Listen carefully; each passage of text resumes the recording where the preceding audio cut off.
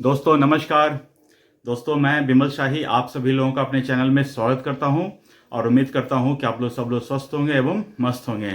दोस्तों आज हम लोग बात करने वाले हैं योगी आदित्यनाथ की बुलडोज़र यात्रा के बारे में। दोस्तों अब तक योगी सरकार का जो बुलडोज़र एक्शन होता था उत्तर प्रदेश के बाउंड्री में ही होता था, चाहे वो संभल हो, चाहे वो अन्य एरिया हो, जहां कहीं भी योगी सरकार को लगता था कि सरकारी ज़मीन पर कब्जा हुआ है, वहां पर वो डायरेक्ट बुलडोज़र एक्शन करते थे। इसको लेकर कई बार वहां के यूपी के स्थानीय लोग सुप्रीम कोर्ट का भी रुख किए हैं। सुप्रीम कोर्ट ने कई बार बुलडोज़र एक्शन पर रोक भी लगाया है, लेकिन योगी आदित्यनाथ का बुलडोज़र एज इट इज़ चलता रहा। उन्होंने सुप्रीम कोर्ट के आदेश का पालन किया, लेकिन सुप्रीम कोर्ट ने अपने आदेश में यह भी कह रखा है कि अगर किसी भी प्रकार से सरकारी ज़मीन का अतिक्रमण हुआ है तो वहां पर बुलडोज़र एक्शन जायज़ है। तो इस तरह से सुप्रीम कोर्ट का या अन्य कोर्ट का आदेश मिलने के बाद योगी सरकार धराधर बुलडोज़र एक्शन कर रहे हैं। अब दोस्तों जानकारी ये आई है कि दिल्ली में कुछ एरिया में उत्तर प्रदेश की सिंचाई विभाग की ज़मीनें थी, जैसे ओखला है, बाटला हाउस है, इन सब जगहों पर यूपी सरकार के सिंचाई विभाग की ज़मीनें थी। तो वहां पर भी लोगों ने कब्जा कर रखा है। तो यूपी सरकार ने वहां पर कुछ दिन पहले नोटिस चिपका कर आ गई है। नोटिस में यह लिखा गया है कि इस एरिया की जो ज़मीनें हैं वो उत्तर प्रदेश सरकार के सिंचाई विभाग की ज़मीन है और इस एरिया को 15 दिन के अंदर खाली कर दिया जाए। उसके बाद जो भी नुकसान होगा उस नुकसान के जिम्मेदार वहाँ के जो लोग हैं वो खुद होंगे। सरकार या उत्तर प्रदेश की सरकार इसके जिम्मेदार नहीं होंगे।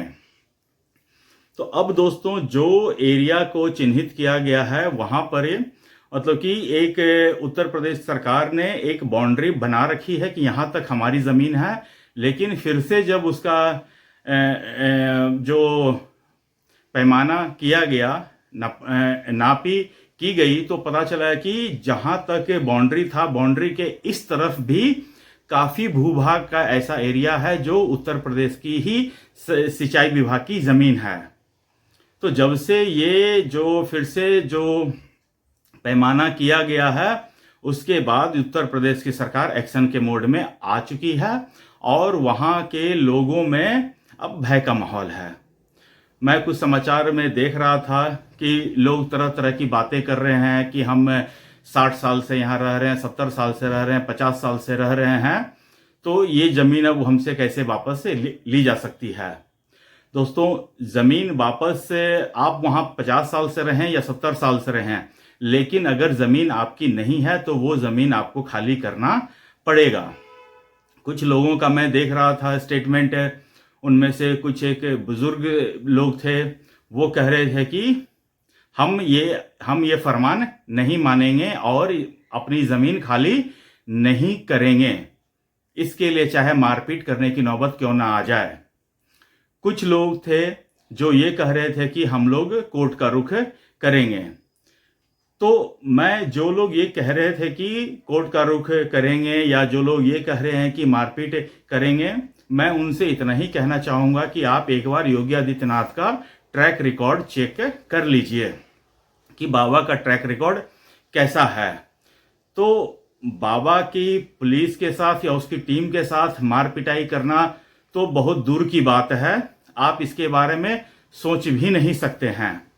इससे पहले भी यूपी में बहुत सारे ऐसे कांड हुए थे जहां पर लोगों को ये लग रहा था कि न्याय मतलब शासन प्रशासन को चैलेंजेस आ सकते हैं, लेकिन योगी आदित्यनाथ की सरकार ने, प्रशासन ने उन सभी चैलेंजेस को बहुत अच्छे तरह से हैंडल किया था। अब आप देख लीजिए संभल का ही इशू आप देख लीजिए। संभल के इशू में पूरा ऐसा लग रहा था कि संभल में जो भी हुआ उसके बाद आज पूरा का पूरा संभल समतल होने की कगार पर आ गया है। जो एक मस्जिद का सर्वे का काम था, लेकिन उस सर्वे का काम को लोगों ने इस तरह से किया, पथराव की घटनाएं घटी, पूरा हिंसा फैला दिया था। आज पूरा का पूरा संभल खुदाई के क्षेत्र में आ चुका है, पूरा का पूरा संभल खुद चुका है। तो मैं वहां के स्थानीय लोगों से ये कहूंगा कि आप योगी आदित्यनाथ के एक बार ट्रैक रिकॉर्ड को देख लीजिए, उसके बाद ही कुछ उनके खिलाफ एक्शन करने की कोशिश कीजिएगा। दूसरा आसान रास्ता आपके पास यह है कि आप कोर्ट जा सकते हैं। कोर्ट जाइए, अगर कोर्ट आपकी बात सुनेगी तो कोर्ट जो है स्वयं ही उस एक्शन पर रोक लगा देगी। लेकिन इस तरह की हिंसा की घटना करना या मारपीट की बात करना ये बिल्कुल सही नहीं है। मैं तो स्थानीय लोगों से यही रिक्वेस्ट करूंगा कि आप जो कानूनी रास्ता है, कानूनी प्रक्रिया है, उसका पालन कीजिए। अदरवेज में मत जाइए, आप लोग के लिए ही नुकसान हो सकता है। तो दोस्तों, मतलब कि इस तरह मैं देख रहा था कि दिल्ली में बहुत ऐसी जगहें हैं जहां पर लोगों ने सरकारी जमीन जो गरीब लोगों को दिया गया था कि आप इस पे अपना घर बनाइए, लेकिन लोगों ने उस जगह पर अपना घर न बनाकर वहां पर बड़ी बड़ी मस्जिदें खड़ी कर दी हैं, जो कि किसी भी तरह से ये जायज नहीं है। अब जिन जगहों पर इस तरह की घटनाएं घटी हुई है, वहां के लोग भी कोर्ट जा रहे हैं और कोर्ट में ये न्यायालय से प्रे करेंगे कि जो जमीन गरीब लोगों को घर बसाने के लिए दिया गया था, वहां पर मस्जिद का निर्माण करना या किसी तरह के धार्मिक स्थल का निर्माण करना, यह एक मतलब कि जो सुविधाएं दी गई थी उसका पालन करना नहीं हुआ है। और इस तरह से जो भी मस्जिदें बनाई गई हैं उनको हटाकर किसी गरीब आदमी को उस जगह पर रहने के लिए, बसने के लिए अनुमति दी जाए। तो दोस्तों, अब देखिए, यूपी सरकार का बुलडोजर एक्शन अपने लिए फेमस है। इसमें किसी तरह का भेदभाव या किसी तरह का डर या भय का माहौल नहीं होता है। बाबा का बुलडोजर चलना है, मतलब वो चलेगा। तो जिन लोगों की जमीनें जिन लोगों ने कब्जा कर रखी थी, मैं तो यही कहूंगा कि आप लोग आराम से उस जगह को खाली कर दीजिए, और नहीं तो फिर आप लोग कोर्ट का रुख कीजिए। तो दोस्तों, मुझे आज के लिए इतना ही अपडेट देना था। आप लोग अपना ख्याल रखिए, स्वस्थ रहिए, मस्त रहिए, और मेरे चैनल को सब्सक्राइब कीजिए, वीडियो को लाइक एवं शेयर भी कीजिए। तब तक के लिए नमस्कार, बाय।